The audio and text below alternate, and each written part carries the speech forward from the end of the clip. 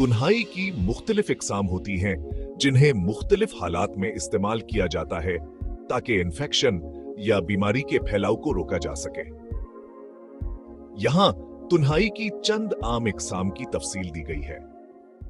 अव्वल, मायारी तन्हाई। ये सबसे बुनियादी किस्म की तन्हाई है जिसमें तमाम मरीजों के लिए हिफाजती तदाबीर इख्तियार की जाती हैं, जैसे कि हाथ धोना, मास्क पहनना और दस्ताने इस्तेमाल करना।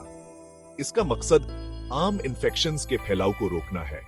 दोम, हुआ से फैलने वाली तन्हाई। ये तन्हाई उन मरीजों के लिए होती है जिनकी बीमारी हुआ के जरिए फैल सकती है, जैसे कि तपदक या चीचिक।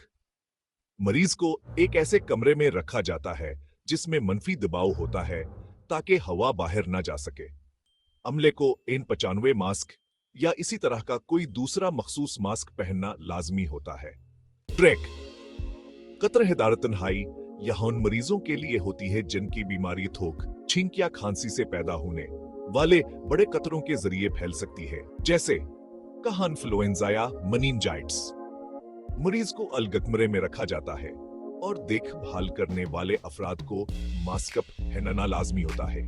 मरीज के कमरे में आने वाले अफराद को कम अज कम 3 फीट की दूरी पर रहने की हिदायत की जाती है।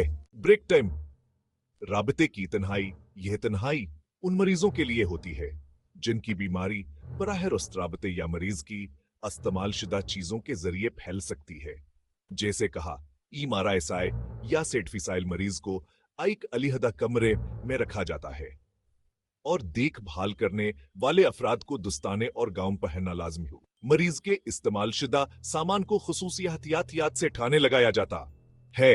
बैक, तहफ़्फ़ुज़ी तन्हाई। यह तन्हाई उन मरीजों के लिए होती है जिनका दाफती इंजाम कमजोर हो, जैसे कि कीमोथेरेपी के मरीजी, अबोन मेरो ट्रांसप्लांट के मरीज।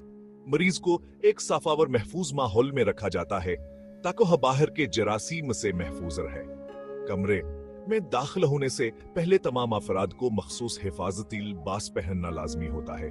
हर किस्म की तन्हाई का मकसद मखसूस बीमारियों के फैलाव को रोकना और मरीजों के साथ साथ दीगर अफराद की हिफाजत को यकीनी बनाना।